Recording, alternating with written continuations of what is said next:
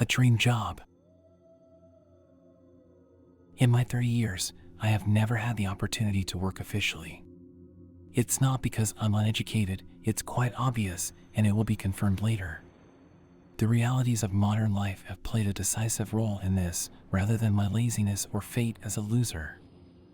I want to hide behind this explanation. It seems to me that many of you have worked informally. Maybe they are working now, and some might even be well over 30 years old. For some reason, I have always seen this as an indicator of failure as a person. It seems like the invisible hand of fate divides people into those who are more tasty and those who are not. And some people will fly whistling to that beautiful distant, while others will slip like me in one place. Don't worry about it. This is not a part of whining or blaming successful people for their success. God forbid. I am not trying to devalue their success. No, I understand that I am responsible for all my problems. I also understand that it could not have been any different. To be honest, I do not believe in the stories about achieving and taking your own life. If they worked, I wouldn't be here, I wouldn't be at that damn place, and I wouldn't see what happened. I would still be living in a way that doesn't correspond to me, but rather to those to whom I should be corresponding, and that would be the end of it. Another closed NPC who got into the wrong area. Just a string of meaningless codes, followed by these complex and boring speculations. I'm sorry for all this. It happens after a very strong emotional and psychological shock, and now I'll talk about them when I am dismissed from my job, or when I start to grow bored with an internal drama with always the same storyline and the spirit of life goes away and then I quit. I always feel alone with this feeling. What would you call it? Maybe it is something familiar to each of us. It's like a small internal funeral for me. An indescribable yearning. Life seems to be turned inside out. At these times, my mind becomes somewhat hypersensitive, and I begin to search for signs from fate and the universe, as if I wake up after a long, hard sleep. If I happen upon some random fragment of a phrase my mind has somehow latched onto, then I twist the mental knot until I see nothing. This also applies to my life without employment. Maybe someone with a college degree would label it an aggravation, but to me, it seems too early, because I have not even told you about what happened yet, taking into account the introductory information and the reality of the recently begun and widespread quarantine, which happened precisely in the year 20th, the beginning of March. You can roughly imagine the extent of my despair. While I was employed as a security guard at a small supermarket and my boss simply texted me, "We are closing," that was it. When you do not have a formal job, these things happen. There are no severance payments, compensation, etc. I would like to thank everyone is free. On one day, I am once again unemployed. And my days have become another internal funeral. Like any other person, I have many friends. As people become more successful, there are fewer people around them that they can call friends. My 15 friends speak volumes about that. During my periods of unemployment, when I was mourning my job loss, I began to call my friends. In those days, the banal "let's go for a beer" turned into "damn, they fired me. Are there no options for me to get a job?" Maybe I missed that moment, but it has been very difficult for me to adjust to a new work environment. The entry barrier is too high. That, by the way, is one of the reasons why I sometimes left new places early. That's why I often turn to asking my friends for help in finding work to somehow ease my integration into the new team.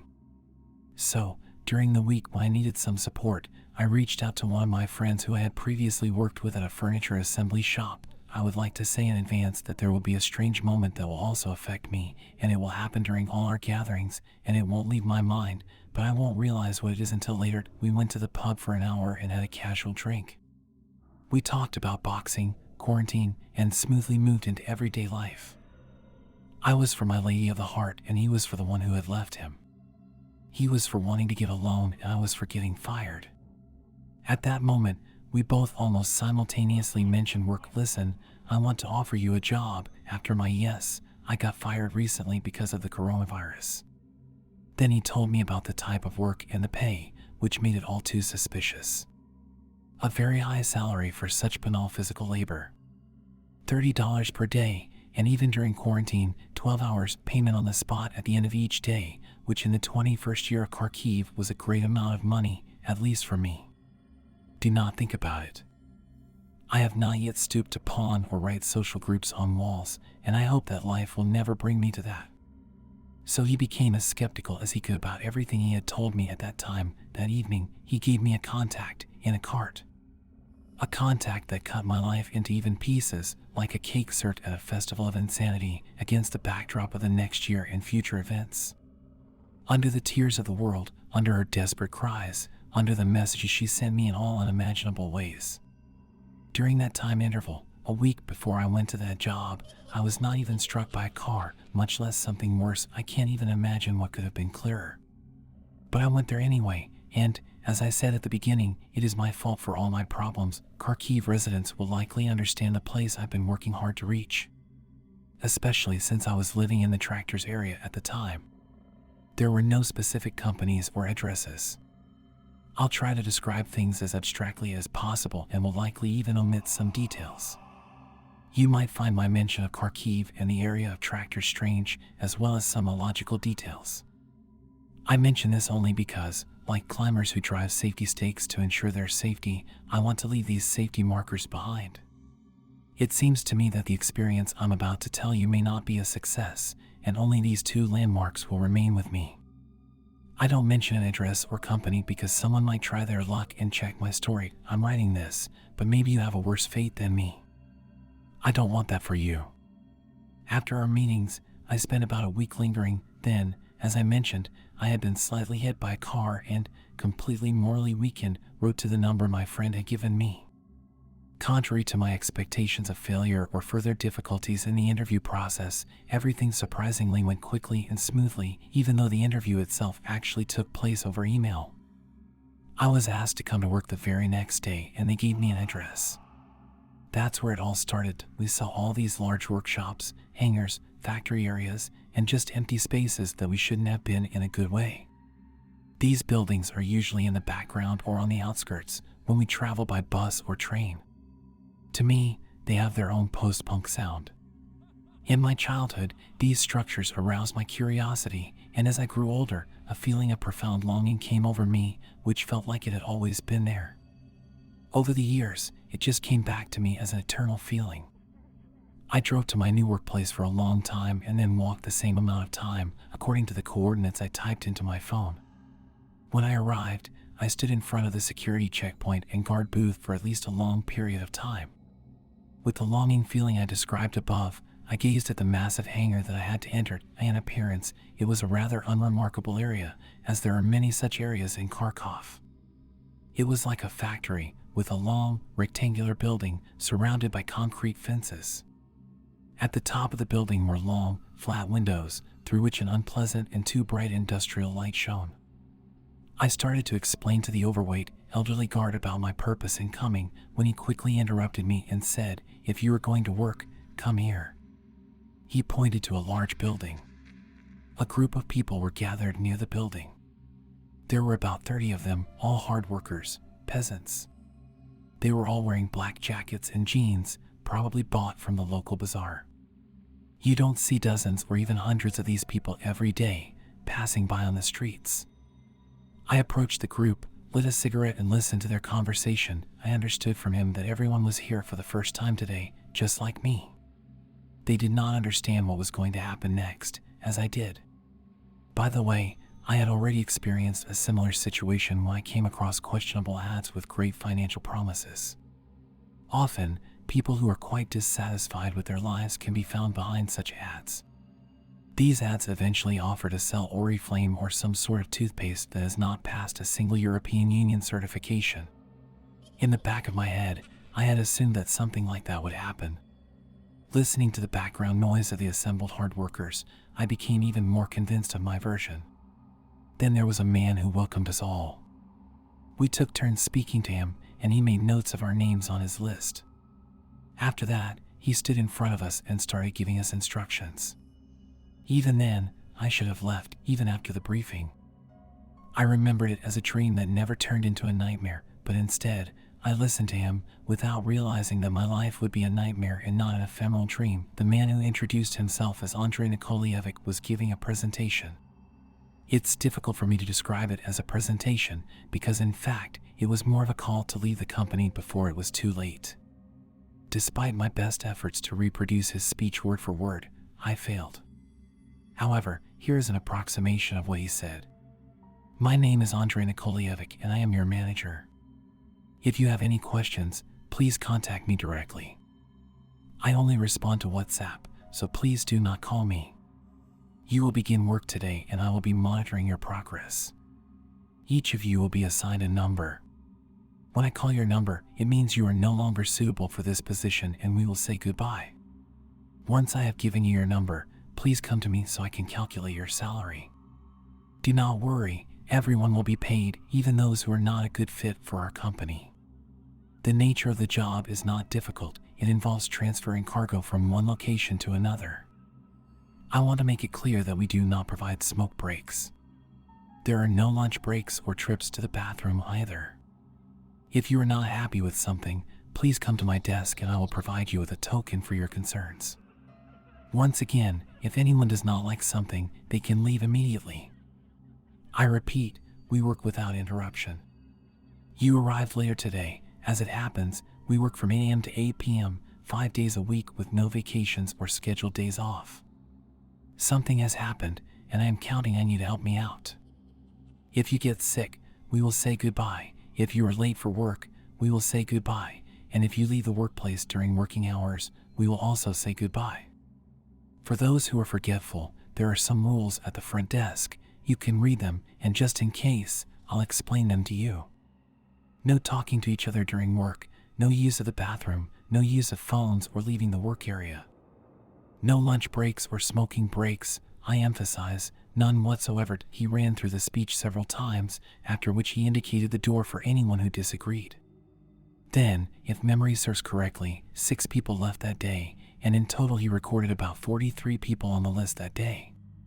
When the fuss had subsided, we received numbers, and mine was number 17, according to my place on the list. That's when the first oddity began. Immediately after leaving the dressing room, which was a small annex where we had the briefing, we entered the main building and into that very spacious hangar. There, I saw a large stack of pallets in front of me, on which were identical cardboard boxes. The first box was next to the entrance, and behind it, 10 meters or more away, was another identical box. The boxes were piled on top of each other, in even rows, up to around 2 meters tall. Then I saw the other side of the hangar. Here, I probably angered more than one expert on distance, but it seemed to me that the other side was 100 or more meters away. Reflected against the walls were similar plateaus with pallets on them, on which boxes were stacked. These boxes were probably about 50 centimeters long and, approximately, the same width.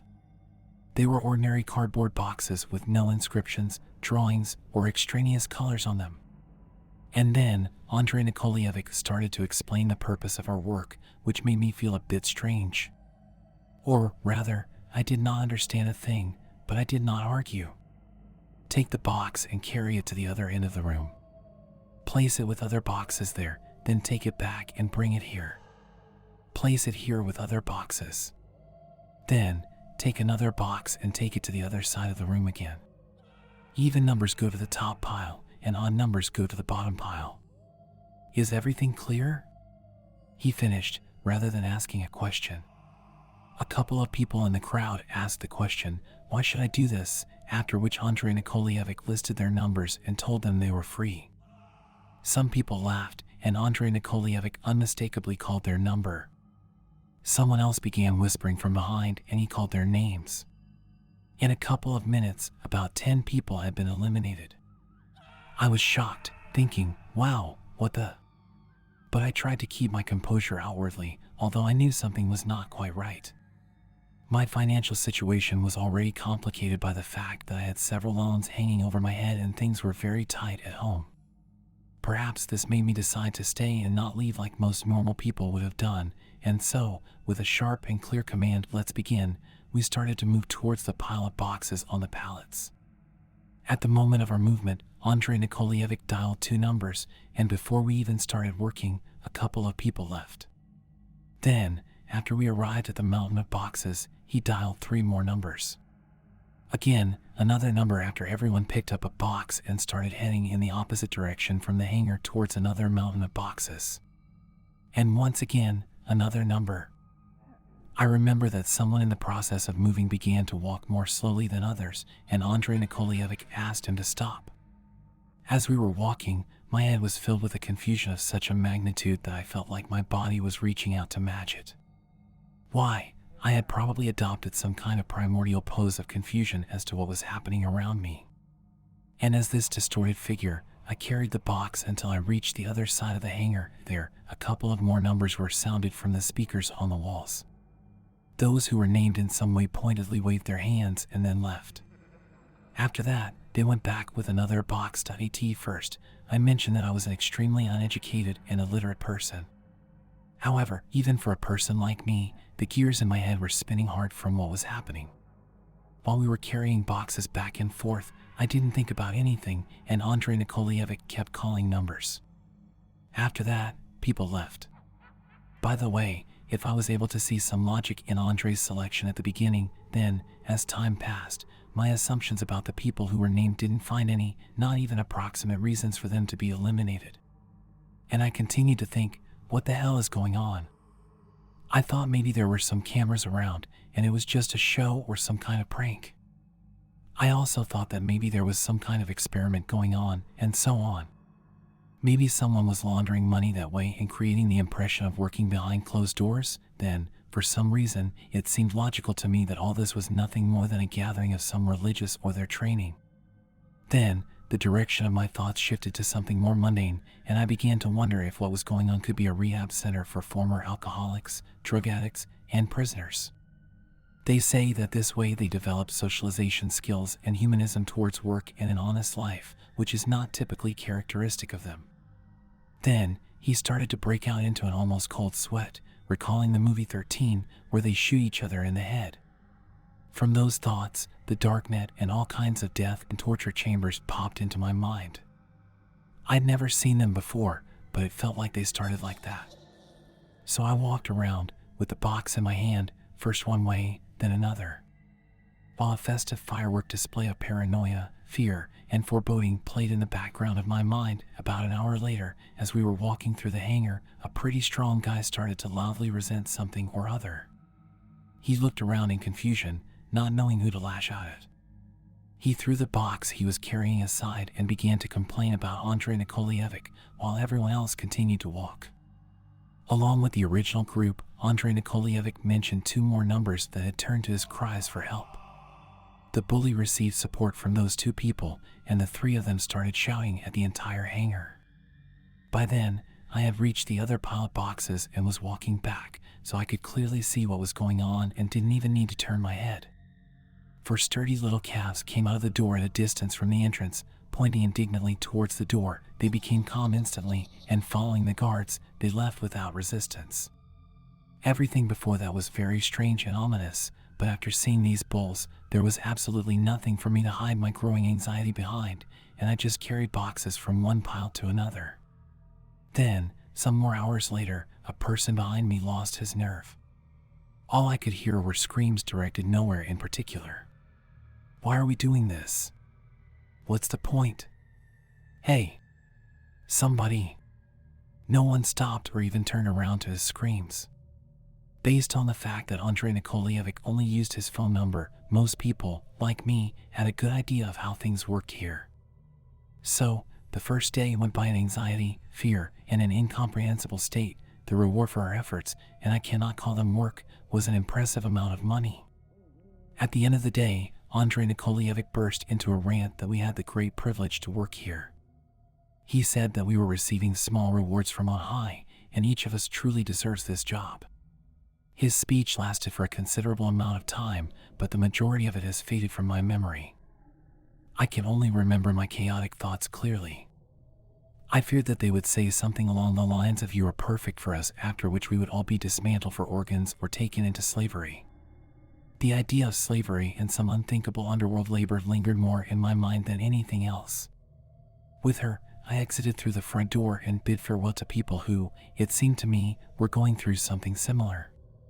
This thought kept replaying in my head, both on the subway and while I was lying in bed remembering the events of the day. I cannot remember exactly what the plot of my dream was, but I am sure it was tainted by the painful and confusing experiences I had. Starting from all these different aspects, from the anxiety I felt during the day and the negative impressions I had, I simply could not think of a better way to forget about it all than to go back there again the next day. Perhaps it was the money I earned that made me want to do it, or perhaps it was the new and unusual feeling I had after so many years something was happening, something interesting and strange and real. I think many of us can understand this feeling. Everything I had experienced before had been just routine, again and again. This was the first time that I felt like I belonged somewhere, that I was part of something bigger than myself. If I had been a little more intelligent, I wouldn't have needed to write all this, and I certainly would not have gone there the following day. To my surprise, everyone that I managed to recall showed up for work in the morning. Instead of being guided by appearance, I was guided by numbers. Now, everyone had received vests with their numbers embroidered onto the back. After receiving my number, 17, I followed the other employees back to the hangar. There, we were already all alone. No Andrei Nikolaevich or large security guards were present. Instead, there were only boxes. In our group, someone decided to play a joke and suggested opening one of the boxes. After his number was announced on the speakers, he started waving his arms and shouting in the air, but it was no use. A couple of bullies emerged from behind the door and took him away without any difficulty. Everyone around him froze and remained silent. No one wanted to be the first to approach the boxes or take any action. We all stood still and waited for what would happen next. Then there was a loud announcement from the speakers. After that, everyone moved to the boxes and began carrying them from one pile to another, just like they had done yesterday. In my mind, I tried to avoid spinning any logical or similar spirals about the question, why are we doing this, and what's the point? He just picked up a box from the first pile, carried it over to the second, set it down, then picked up another box and walked it back to where it started. Over and over again, he repeated this process. Over and over, again and again, until the job was complete. The day passed, we worked and everything seemed absolutely normal. I no longer focused on the feeling of anxiety that had been with me all day. I thought more about money and how great it would be to solve all my financial problems. Damn, I even thought for a moment that it was almost a dream job. The boxes were not heavy, well, maybe 1 or 2 kilograms at the most. There were no bosses at the site, no one made me nervous, and everything seemed more or less normal. And then, someone in front of me yelled. He was a fairly large guy. He somehow didn't match his appearance with his thin voice, and he flew out of line, throwing the box away, as it seemed to me. His number did not come out of speakers. The man ran so quickly and abruptly that he managed to run out of the hangar before his number was called, or maybe it wasn't even necessary. For some reason I also remembered his number 3. After his screams, I felt somewhat uncomfortable. I tried not to show this outwardly and continued carrying boxes with others. Then, someone from our team decided to pick up an abandoned box and followed it, and their number was heard from the speaker. It was somewhat like the first official day. They also left me with anxious feelings, but I did not leave. And on the next day, I was there again. After my first working day, Andrei Nikolaevich messaged me in the chat, which I want to highlight because he would constantly message me after various strange events during work. He said, "You guys are great, you deserve a bonus," in a literal sense. The message was in a mirror-like font. I did not pay attention to it. Their bonus was an additional $50 added on top of the $30 they were supposed to get for the day, totaling $80 per day, just for carrying a box from one side of the room to the other. The new day was not much different from the previous ones. I arrived at work early, and there was already a group of people there, just as I had seen yesterday. For some reason, it seemed to me that everyone was avoiding each other for some reason. Maybe they were also like me and assumed that their time would come, so they chose not to push things too far. Again, I noticed that we are very similar to these people, especially when it comes to caution. Very soon, we were taken to the hangar and began to work. As I entered the room, I immediately noticed that everything smelled of chlorine, the smell so strong that it made me squint. Instead of two plateaus with pallets, there was just one, and we all walked in a tight line behind each other, like a snake. It seemed something else had changed in the hallway, and throughout the rest of my day, I tried to figure out what it was. However, I still couldn't figure anything out, at least not something obvious. There was something on the edges of my mind that was bothering me. For the next 2 weeks, things were fairly ordinary. No one was called on the phone, and the salary was received at the end of each day as usual. I did not notice anything unusual. Over the weekend, I managed to pay off one loan. In honor of this achievement, I invited my friends to a small gathering. Then there was Sunday. To be more precise, it was the start of something that would change my life. In English, there's a phrase that translates to the first day of the rest of your life. This phrase has been in my mind for a long time. Even when the song First Day of the Rest of Your Life was relevant, I still didn't fully understand its meaning. It was only on Sunday that I went to the store to purchase some groceries, and that's when it all made sense. This is the first day of your rest of life. When I went to the market on Sunday, the day was as usual.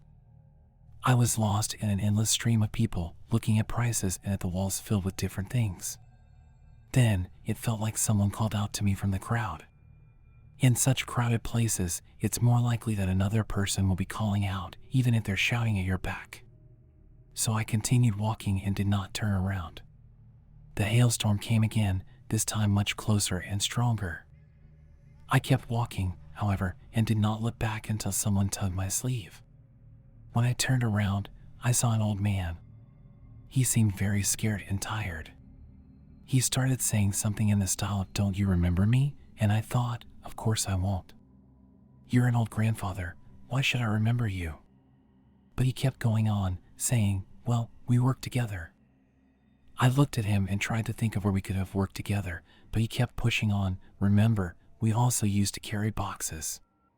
Boxes. While I was standing there, my grandfather kept talking, and he started to name additional details, as if he were remembering them. About the large hanger in the rooms, and then, suddenly, he said, then. "How is that? Number 3. Exactly.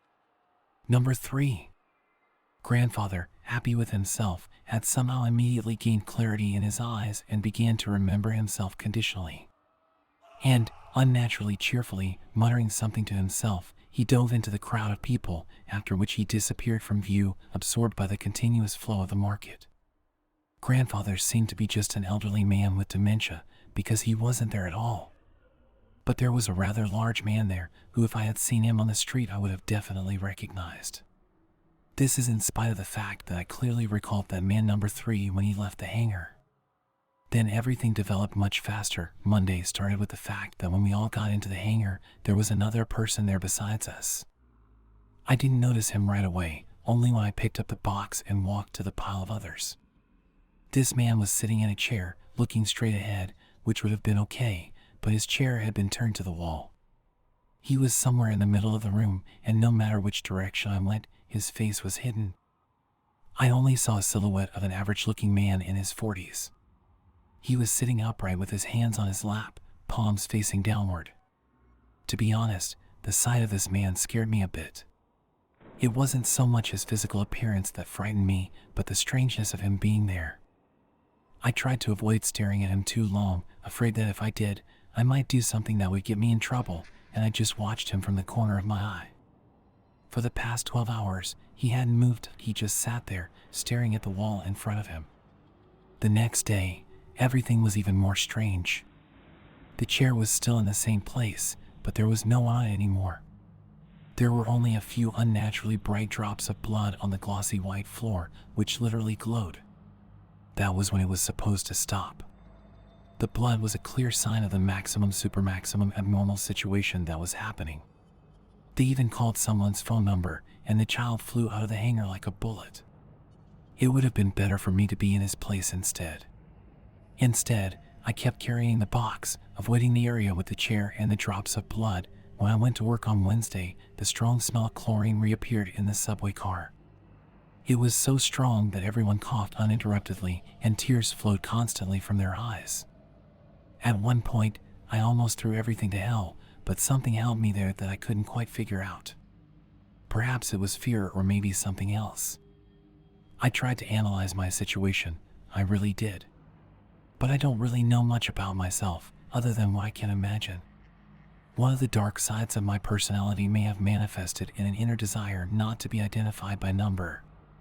Who knows, maybe it was a challenge for me, but now it's probably pointless to speculate. We continued to work while everyone coughed heavily, and then, somewhere in the distance, a man collapsed. The guards did not rush out, did not call his number, did nothing. He continued to lay on the floor, and everyone passed by and coughed, only slightly changing their path so as not to cross him. I kept waiting for one of us to rush to his aid, then I would have rushed too, and I didn't care about that job, but nobody helped him. Everyone carried on with their boxes while he remained motionless on the ground. He stayed lying on the floor even after work was over. Again, I waited for someone to head towards him, then I would have headed there too, but everybody headed towards the exit as a single mass, and he stayed there. He wasn't on the floor the next morning or at work. I can't explain why I went back there. What happened with that man was beyond my morals and fears. But there I was again, and another creepy incident happened. Everything was as usual, boxes, boxes, and more boxes. Earlier, I said there was just one mountain of boxes on the second plateau. It turned out we were walking in a line, and someone was always walking to my left as I walked. I usually tried to avoid looking at anyone to not accidentally break any invisible rules. Mostly, I oriented myself from a distance and looked at the floor or straight ahead. However, that morning for some reason I involuntarily noticed number 25 walking to meet me. Every time we met, he would tilt his head towards the object in his hands as he passed by me. It was not until the umpteenth time that I noticed he was listening to it. While doing so, he seemed to try not to give away his presence, but I knew that if I had seen him, they would have called his number soon. And indeed, he was named later, after he no longer timidly leaned his ear against the device, listening to it with full horror. From the speakers, the number 25 kept repeating. The guard left the room and continued listening to the object while tears streamed down his face. I vividly remember his eyes, filled with a kind of animal fear, his head that jerked spasmodically from side to side. For the first time, the guards had to intervene. They dragged him away by the arms, while he shouted, "No! This is not true. No! This can't be happening." I don't know what it was, but there was something about his appearance that gave me the feeling of unease. After what I had seen, for the first time, I was scared to leave and continue to be in that strange place. What was even more frightening was that, for the rest of that day, I also heard whispering coming from the box, like it was trying to tell me something. Maybe it was just my imagination, maybe not. I didn't listen, although by evening it was very loud. Already in bed, I tried to remember the words that came out of the box. I had been turning various combinations in my head, but in vain. I can't describe this experience. It's like staring at the sun. You don't see it clearly, it burns your eyes. After a couple of seconds, a small curved image dances before your eyes, then disappears for a long time. This experience can be compared to remembering not the words, but the very spot that seemed to be coming from the box. And this spot, the blocked area in my mind, dances in front of my eyes as I powerlessly try to guess what is behind it. This is probably one of the main reasons for my continuous return to work. And then there were the stones. Perhaps this was the start of a series of very unusual transformations that would happen.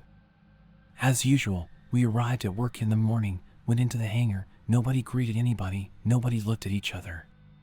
We went inside, and instead of boxes, we saw a mountain of stones on the floor. These were small boulders, just piled on the floor, bigger than a basketball, but not too big.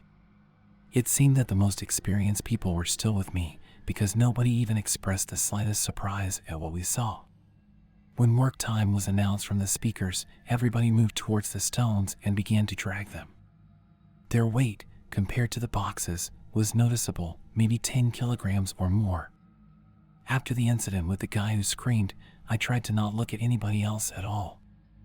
He was always looking at the ground. For about 3 weeks, we carried the stones and nothing happened. The number of our employees had significantly decreased, which was quite striking. I am not sure if it was authorized or not, but some people disappeared. We are now 11 of us, whose numbers I have managed to memorize. Most of my working time was spent thinking about the fact that tomorrow I might just not return to this place and forget about it. I thought about this and carried the stones back and forth over and over again. I have probably mentioned in my history 100 times that I do not know why and how I returned to work, and this really bothers me. This was like I was possessed and I was not completely in control of my actions. That is the only logical explanation I have so far. Therefore, returning to the ill-fated hangar and the stones replacing the boxes, I will probably turn to the final part of my story. It was another ordinary day, and we were carrying stones. I was looking down at the ground, and that seemed enough. But then I noticed something strange. There were bugs all over the ground. Not just a few stray bugs, there was a whole army of them. Different sizes, different colors, and all moving in different directions. Some crawled slowly, some ran quickly, and some even tried to fly. They were in my way, almost under my feet, as if they had crawled out from somewhere. I wondered if they had come out from under some rocks, maybe, but that wasn't it. When I came back, they were still there, but this time on my path. So I looked a little higher, a little further. And then, there it was. I saw what made me feel so uncomfortable.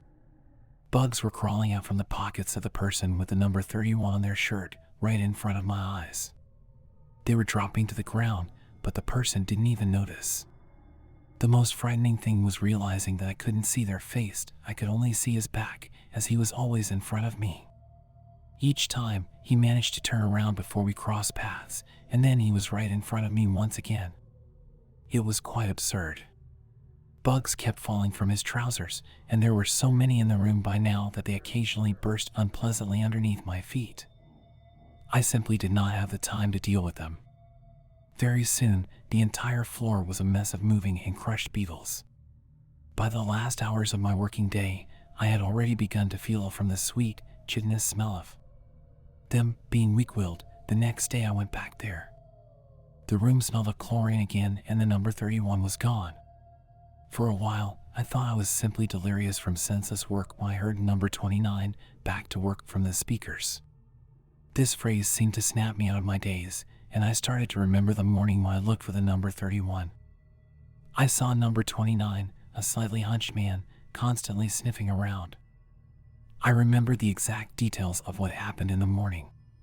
We had entered the hangar, and then the number 29 phrase began to play over the speaker system. It was a new experience, to be honest. Usually, when the speaker calls the number, nothing good follows, but here, they almost seem to persuade, and more than once. The number 29, back to work phrase played for most of the 12 hours we worked. The person never showed up, and I never saw them again. But I do remember they were with us. The next day brought another strange development. There were still some people missing in the morning, and by the time we went to bed, there were only 8 of us remaining. I envied those who had left, but at the same time, I was afraid. I was haunted by the thought of whether they had left on their own, or if they had been forced to leave. I kept turning those thoughts around in my mind, and then, suddenly, I began to hear one of the staff members say something quietly behind me. At first, it seemed to me like he was singing. But he was actually talking, and I think he was probably talking to me. I also remember thinking how his number wasn't called because it's forbidden to talk. It was also impossible for me to turn around and look back then, or else I would have flown out already. But no one called his name, and soon his indistinct and quiet voice became more and more audible.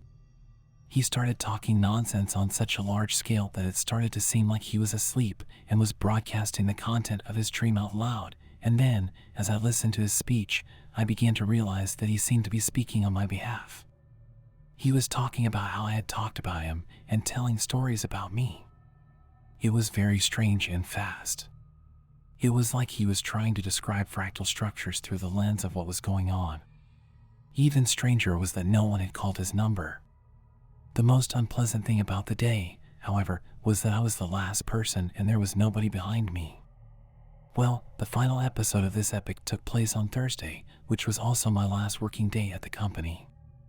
No, I did not quit after everything that had happened, but I had brought this situation to a point of absurdity. As usual, we went to the hangar and it was empty, or at least it seemed to be empty. There were no stones or boxes that had been there before. It was a stupidly empty room with nothing but air. Then, the familiar opening time sound started, and everyone moved towards where the boxes had been, and then towards the stones. I went with everyone else. And then we all took turns holding the air in our hands, like it was boxes or stones, and carried them to the other end of the room. I did the same. So, maybe 1 or 2 hours passed in this strange activity. The strangeness of what had happened had gone beyond the panel's scale, but for some reason, I kept going. There was a storm of mixed emotions inside me, and I really wanted others to feel the same way. At least, there are some visible hints of the abnormal nature of what is going on. With these thoughts, I began to look around. That's when I almost yelled for the first time. My eyes accidentally caught on the outstretched arms of a number 2 walking towards me. Previously, when he had something in his hands, I hadn't had the opportunity to see his palm, but now that there was nothing in them, I did see something.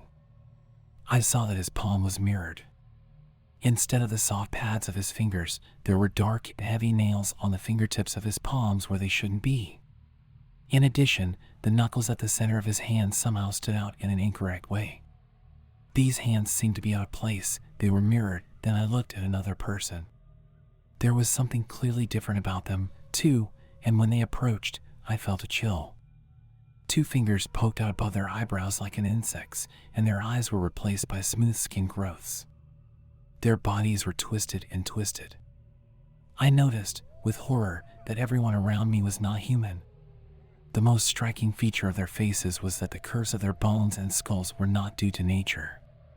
Every curve in the crow's feet, the height of the cheekbones, and the depth and width of their jaws had a history. This was how their organs for interacting with the outside world had been evolutionarily protected. For most of these creatures, it was the opposite. Their faces seemed to face outward. Their heads were swollen and visually soft, and everything that resembled the senses seemed to have been digested. It was as if they weren't in danger where they lived, as if they didn't have to face a hostile environment or predators, or maybe it was them.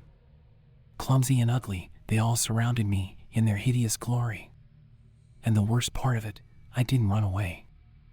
I continued carrying the void from one side of the room to another. I continued doing it with everyone else. I'll tell you what it was like. I had already said goodbye to my life back then. It seemed to me as if I was already 100% dead. I feared that if I even twitched, they would tear me to pieces. I was even more terrified that they might call my phone, and that would be a sign for them to do so. All day long, I carried the emptiness from one side of the hangar to the other until everyone had stopped. I stayed there for about 20 minutes until I realized that they were asleep. During those minutes, the lights in the hangar had turned off, and I was separated from the small green sign vid by several dozens of meters. Those were the most frightening moments of my life. I walked very slowly, my heart racing. Then I pulled the handle myself and left. Yes, I did not turn around to see if anyone was following me, and I do not even want to think about it. So I left that cursed place with a slow, uncertain step. Already at home, I was walking around the apartment, feeling like a scalded man. I tried to explain to myself what had happened, hoping to find some kind of argument that would make sense and be more logical than the terrible events. Something that would return the world to its normal state, where I was no longer convinced of the existence of these unnatural, creepy creatures that seemed to be made up of human ugliness and assembled by nature and the universe. Then my phone lit up and a message from Andrei Nikolaevich arrived. Again, in the mirror font, I felt a chill inside me. Quickly, I wrote, "I'm sorry, but I can't work for you anymore," and watched as Andrei Nikolaevich is typing appeared on the screen for a minute and then another. I watched in fear as to what he might have written to me after everything that had happened. The result was a message deleted notification. No, it wasn't a deleted message, it was a written message stating message deleted. As I tried to understand the meaning of this message, more and more message deleted notifications appeared. One by one, they came to my attention until I finally blocked Andrei Nikolaevic's contact. I still don't know what the message meant. It said, "Message deleted." That's not the only thing I don't understand. In the morning, after packing my things, I left Kharkov and headed to join my friends on the Dnieper River. There, after coming to his senses, he told everyone about the events of the past, many of which were frankly boring. I've already heard that I'm overworked and need to take a break. No one is immune to it. I even started to believe it myself until I met a friend from Kharkov. My mutual acquaintance with that friend recommended that job for me. When I told him all this, I also expected another "you're overworked, so you probably imagined it." But no. He saw a kindred spirit in me and started to tell me about what he personally experienced a couple of years ago when our mutual friend offered him a job too, about how he found himself in a similar situation where everyone had numbers, but they didn't wear any clothes there. There was an entire floor attached to the office where they sat in a room labeled staff all day long. We just sat there doing nothing. Everything was also forbidden: no talking, eating, using the toilet, etc. They were also called by their numbers when they got fired, and they received the same amount of pay. So my friend worked there for a few months, sat there every day, with other people in a small room. He would look at the floor and try not to look at anyone else. As in my case, there were about 10 people left, and now they sit there as usual, and my friend notices that he doesn't hear them breathing. It's complete silence. And he becomes so scared that he looks up and immediately jumps up. In that small room, everyone is looking at him. We watched it all, barely breathing. Then, from the speakers came his name, and he flew up the room like an arrow. Suddenly, we discovered another mutual friend who had experienced a similar situation. The job, just like in our case, was offered to him by my friend, whom I had mentioned at the beginning. Tom was fortunate enough to work in a call center. However, the story there was equally unsettling. Their job consisted of calling the numbers in the database and, as soon as a call was answered on the other end, terminating the call. Everything was the same as with us: the rooms, the high salaries, the strange rules, the incomprehensible dismissals. Our mutual friend did an excellent job, ending the calls on time and not breaking any rules. Then, while making a call to another number, there was a brief delay of only 1 second. During that second, he heard, "Please help me. Don't hang up," and then the entire call ended, followed by a call to his number. At the beginning of my story, I mentioned that when I was sitting with my friend who recommended the job to me, something strange happened. For a long time, I couldn't understand what it was. And recently, I realized it. His tongue was different. He wasn't like other people, not from below, but from above, as if his mouth was inside out. My brain immediately forgot about that, or maybe it's just how these creatures hypnotize their victims. I wasn't wrong when I called them creatures. I'm sure humans haven't been there for a while. My guesses were confirmed by his name on the card, R&K, Yerrick, with those mirrored letters. It seems that these are the only things that give these creatures away so far. In the 21st century, I shared my story online and encouraged others to tell their stories. They laughed with me about how they had to use a fork to clean the toilets. What happened left a mark on my psyche, trying to make me feel somehow different, but it was all just a passing phase. Slowly, I returned to my normal life and soon found a new job. Everything seemed to be settling down, although I still had occasional nightmares about carrying small children's coffins between piles. There wasn't much else to talk about. 2 years had passed and a lot had changed, including myself. My circle of friends had dwindled and the responsibility for them had become more real. For the last couple of years, I had been living in Dnieper and Kiev. I hadn't been back to Kharkov since the incident, but there I was, asked to help move. I couldn't say no. I returned and, as fate would have it, ended up in the area where my former job was. The hangar was still there, the light still shone through the narrow windows, but I had no desire to go inside. I managed to deal with the affairs of my friends quite quickly and decided to take a bus ride to try my favorite shawarma restaurant. I decided to not touch the car again, but rather take a bus. And so, here we are. I'm riding the bus and I get the feeling that someone is watching me. He is just drilling his eyes into me. I start looking around and I can't see anyone else who could be doing it. Only the lady in front of me is sitting with her back facing me. There's no one else behind either. However, the feeling that someone is following me does not fade away. After spending a great deal of time searching for who it might be, I somewhat resigned myself and abandoned the idea. I glanced briefly at the lady's face and almost started babbling in horror. She had an irregular and softly sniffing nose. Underneath it, her mouth could be seen with the same hairiness. It was twisted, as if she was offended. And her eyes. They looked at me. Hungrily and somehow hostility. Although most of his face was hidden by his hair, I was able to tell the emotions that he was expressing when looking at me clearly. "We remember you." That's when it finally hit me. I had been writing all night, like a possessed man. It was a pity that nobody magically explained everything at the end, which is what I miss the most right now. I understand nothing myself, and can only speculate about the nature and purpose of these creatures. For some reason, I think we're talking about something much more than just devilry. If not the end of the world, then at least the invasion of our reality by some unknown force. A conceptual invasion, perhaps. I wonder what's really behind their pointless work. Am I the only one in that hangar? Did the rest just copy my movements, or did they mimic people and then take over their bodies? I don't know for sure. The second version seems to be more true, because I am not sure at what point my friend Yurik became a column with mirrored letters, or who exactly Andrei Nikolaevich is. It all seems very strange. The nature of their invasion, however, is another matter altogether. If they are simply rehearsing their humanity in this way, and that is the end of the story, then it is half the problem. We are human, and I have hope that, in a direct confrontation, we will rise up against them.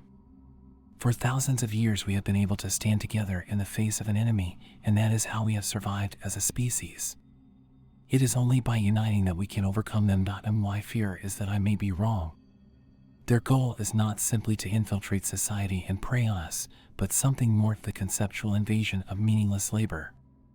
This idea has become the norm, and I will get bored listing all the other things that have also become meaningless in our lives. Labor is a strategic burden on consciousness that has made a human being from a human being over centuries. And now, these creatures have attacked him.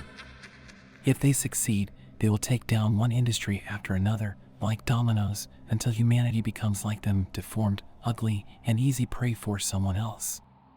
The invasion has already started. It might be very localized at first, but if my experience is not an anomaly, it has been very successful. As far as I can tell, no one else is raising the alarm. As an individual, I am unlikely to be able to achieve anything. It is not likely that anyone would know my story. However, I will continue to fight until my heart stops beating and my mind stops functioning.